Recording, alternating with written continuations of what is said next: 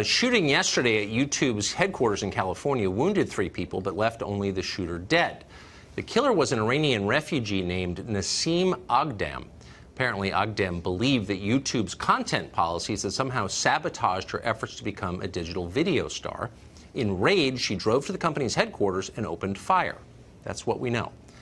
Now let's pause for a moment and pretend this is not the 8 p.m. show on Fox News. Let's pretend it's somewhere else on the dial, maybe CNN or MSNBC or actually any other cable channel or newspaper in America. If that were true, by definition, we'd have to draw hard and fast conclusions from this tragedy using the limited fact set available. We don't really know much at this stage, but sweeping dumb generalizations are what the media do, so we would do that. And of course, we'd need a very specific script in order to make those generalizations. So what do we conclude from what happened yesterday?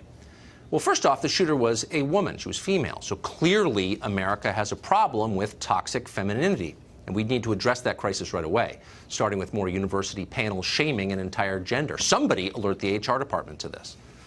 And then there's the gun. We'd focus relentlessly on the gun because nothing is more pivotal in a shooting than the weapon that was used. It's always the gun's fault, always.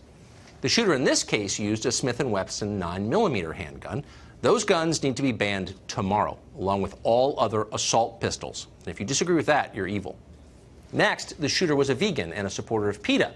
Therefore, PETA is now a terrorist organization. Anyone who supports PETA, even those supporters who disapprove of mass shootings, is a monster and has blood on his hands.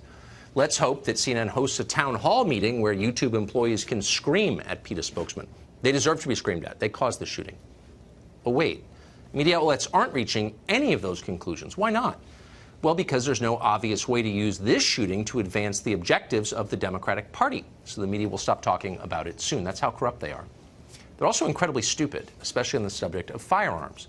The people yelling at you about guns on television aren't sure what end the bullet comes out of. They're kids, they're children, with all the ignorance and moral certainty of 5th graders. We could show you a million examples of that because they're everywhere. But here's the most amusing one we've seen recently. It happened yesterday. This is MSNBC's resident genius, Nicole Wallace, mistaking the opening of a soda can for gunfire. Watch. Steve Schmidt, I always go back to the horror of 9/11 and the complete reliance. You know, we are in our tribes, we're in our corners most of our lives. I think we just heard some gunshots. Should we listen to that for a second? Control room? Is that not gunshots? Okay. Not gunshots? No, Nicole, not gunshots. Pretty funny. But be certain to listen very carefully as she lectures you about the Second Amendment, because she knows a lot about it.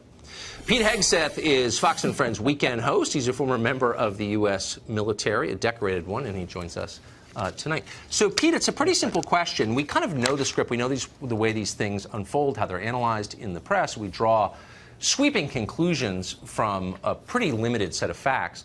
You're not hearing that tonight. You're not hearing the other channels say toxic femininity is a threat to America. Why is that? Well, of course you're not. Wrong bad guy, Tucker. Wrong bad guy. Female of Iranian descent.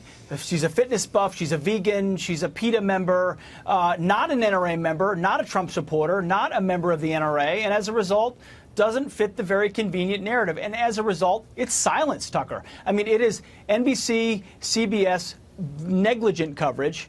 ABC, glancing blow. NBC said she's apparently an animal rights activist. They're moving away from this as quickly as they can with almost... imagine if it was an NRA member that did this. Is he apparently an NRA member, or is he actually an NRA member? In this case, apparently an animal rights activist. But no judgment or blood on the hands of a PETA member, always blood on the hands of an NRA member, because it would be absurd to me to define an entire population as violent because they believe in animal rights, just like it's absurd to believe an entire population of Second Amendment supporters believes in violence because they support our rights. So I'm a little confused here. So what you're suggesting, and my producer just said in my ear, he's watching the other channels, none of them are covering this right now, that the coverage of gun crimes really isn't an effort to reduce the number of gun crimes. it's an effort to make a series of partisan points? Is that what you're saying? It's an effort to impugn the Second Amendment and those who support it, Tucker. I mean, ultimately, it all depends on the labels that apply. You know this, identity politics are one-sided. If you, a white Christian male who voted for Donald Trump and believe in the Second Amendment, who owns an AR-15, then you must have a proclivity to violence. But you are a female of any other shade who owns a handgun and supports animals, and you commit violence. Nothing to see here. Turn the channel. Good Morning America, as they did this morning, will not even cover this shooting, and won't draw a larger narrative as a result. Again, apparently an animal rights activist. This is what the modern media has turned into: cheerleading for a cause, which is taking away our guns, which is exactly what we know they want to do, as opposed to reporting the news and then moving on if it's not relevant. It doesn't sound like journalism. It does seem to me that it crosses a line when it moves from attacking the president personally. They don't like Trump. I get it. He doesn't like them, by the way. Sure. But from that, which you could sort of understand, you probably shouldn't do it, but I get it, to moving over to advocating for specific policies that affect 320 million Americans as if there's only one side of the debate. It moves from childish annoyance to full-on propaganda. Of course. Doesn't it? I've heard journalists on other networks say it is our obligation to continue to talk about the Parkland shooting because we owe it to the American people to keep the conversation alive. If we don't talk about it, the conversation doesn't continue and policies don't change in Washington, D.C. If that doesn't sound like activism, I don't know what is. I mean, it's your job to report the news that is relevant, and a mass shooting is, of course, relevant. You cover it, and then you move on as necessary. But they're deciding what to cover and dwell on to try to change That's policy. Right. But what's so striking is, I mean, if you were going to pick a topic that the media would lobby on, maybe camera angles or lighting, they sort of make up. I mean, they're experts on that stuff.